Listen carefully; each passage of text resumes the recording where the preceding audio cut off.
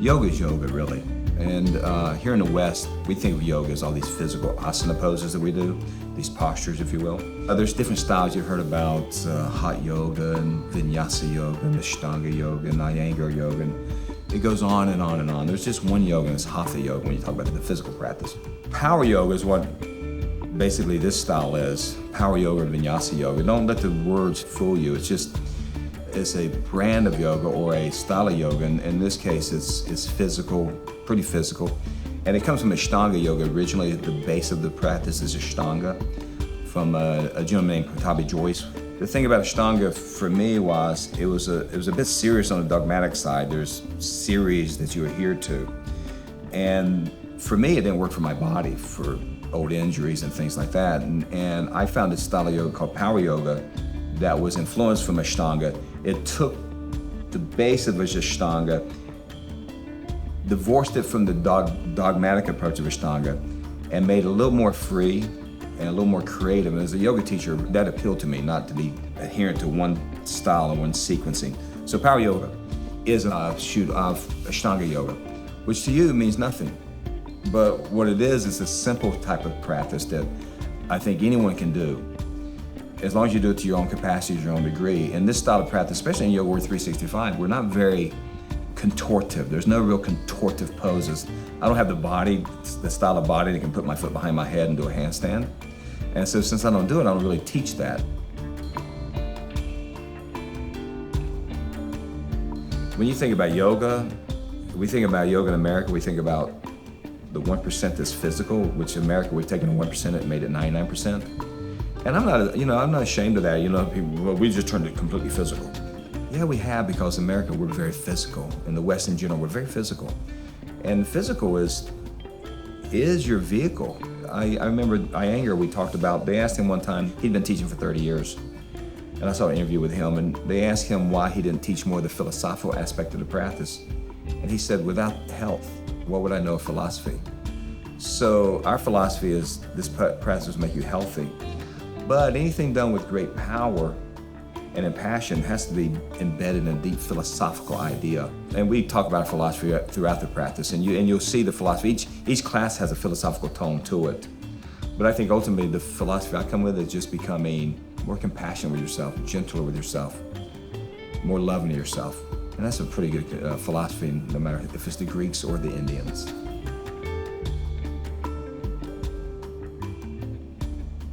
The three platforms in yoga and our practice is really just structural.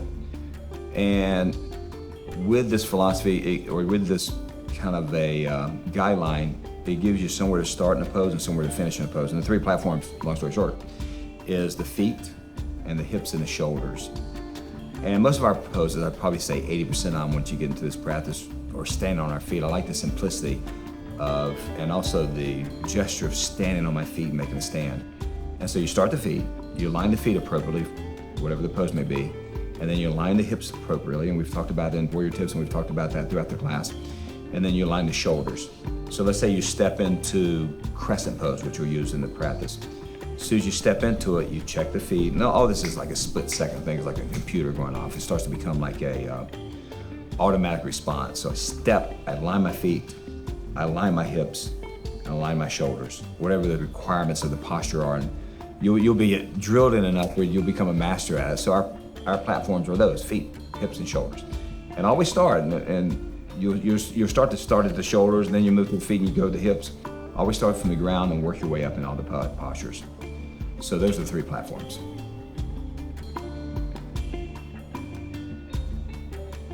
Six actions is, all these things are, it's interesting, you guys at home, you start to delve into the practice. All these are kind of layering the practice. These are things I found in my own teaching, and usually what I teach is usually what I've experienced, or not usually, always, teach what I know. And in my inquiry into yoga, on a superficial level of what am I doing in this practice, and I started discovering things that gave me depth. As we talk about it in the program, you want to move from just focusing on your breath, and then there's this great journey through the practice. And we've set it up so there's layering. So as you gain experience, you gain depth. These 6 actions are, when you move into a pose, first thing you do is you organize it. How do you organize it? Remember the 3 platforms, feet, hips, and shoulders. And then there's other skills. So once you've organized the pose, you gotta stabilize the pose. How do you stabilize it? Well, that's muscle energy, hugging the bones with the muscle and the things you'll learn in the practice.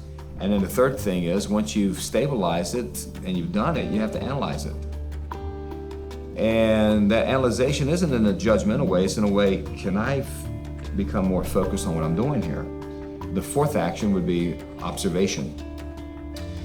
So you've done the organization, the stabilization, the analyzation, you observed it, right? And if you've made an error one way or the other, it's not really this myopic, it's like that. As you move through the practice, it becomes like that in a way. After you observe it, if you've done too much, you make an adjustment, and your adjustment, you've done too little, you make an adjustment. And then you reflect. You've made the adjustment, how did it change my experience? And that is the reflection. So the 6 actions are: you organize, you stabilize, you analyze, you observe, you adjust, and then ultimately reflect. And that's really what the practice is about, is really a reflection, as you move deeper into the practice.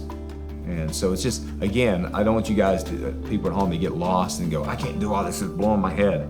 It will really just come to you over time. We'll give you guidelines on how to implement these things as you progress. It's not like day one, you gotta do it all. It's just that eventually you'll get this verbiage. And I'll call it focus, or I'll call it organize, you'll call it something else. So this gives you just verbiage and technique to actually find something more organic within yourself. So the 6 actions are that.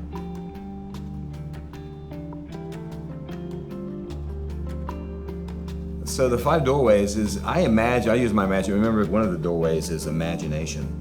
And I imagine the practice progresses like this. You start with your practice and you just focus on your breath. And in the program, we'll take you through the 5 doorways eventually. Now I'm gonna do them pretty quickly here for the sake of just trying to explain it. So the 5 doorways, as I imagine them, is you just start the practice focusing on breath. And that's it. To me, it's like a corridor. I'm looking down this corridor to a deeper practice. And the first door is focus. And what do you focus on? Breath. As you progress and you get good at this, the second doorway, to me, is obvious. It's awareness. And how's that different from focus? I think it's focus, but on a deeper level. I can feel my fingers. I can feel the sinew in my body. I can feel the muscles. I can feel the bones. I can feel the lines of energy and those type of things. So that's awareness.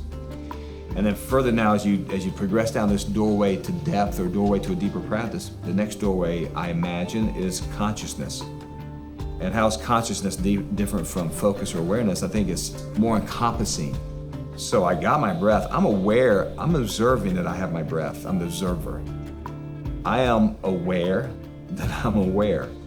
And that's the consciousness. The consciousness is that bigger picture. It's a greater level of awareness than just my body. It's more of what's going on in this room, what's going on outside my house, what's going out in my community, even in the midst of yoga poses. It's almost like don't get weird, almost like a clairvoyant thing in some ways, And then the 4th door that I like is the door of imagination.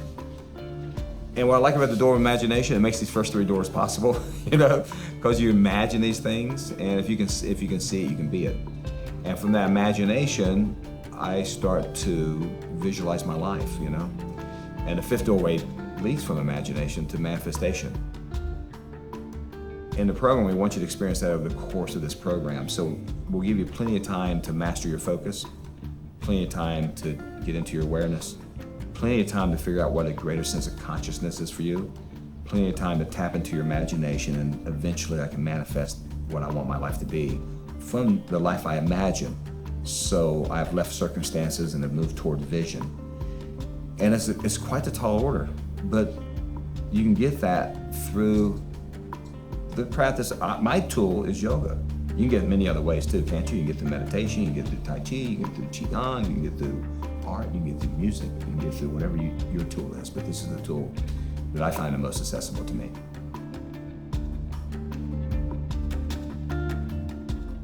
this is a lifestyle, not a weight loss program. But if you need to lose weight, I think what yoga will do for you on the periphery is it'll make you more aware of your choices. And we'll talk about choices in yoga a lot, modify or not modify. Observe, adjust, and reflect. And it's in that realm. You'll start to practice, and the yoga, as I mentioned earlier, it makes you feel so dynamic and so strong and so healthy and so calm and serene. And you'll start to notice the things in your life that are actually taking you away from that place.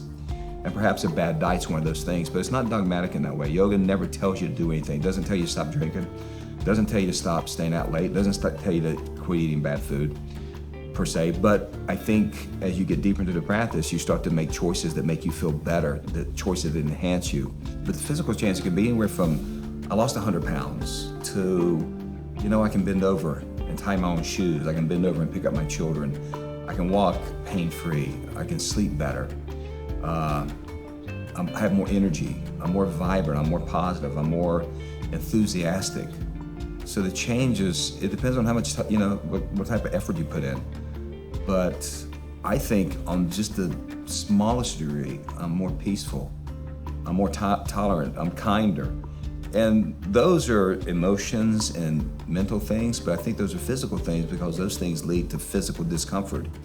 Being angry or being reactive or being whatever it may be. So when you deal with the mind, the body kind of follows suit. The body gets in line behind the mind. The mind leads the way. And most of our diseases and most of our injuries and most of our pain are started in the mind and manifest themselves in the body. So the changes can be vast and enhancements can be beautiful.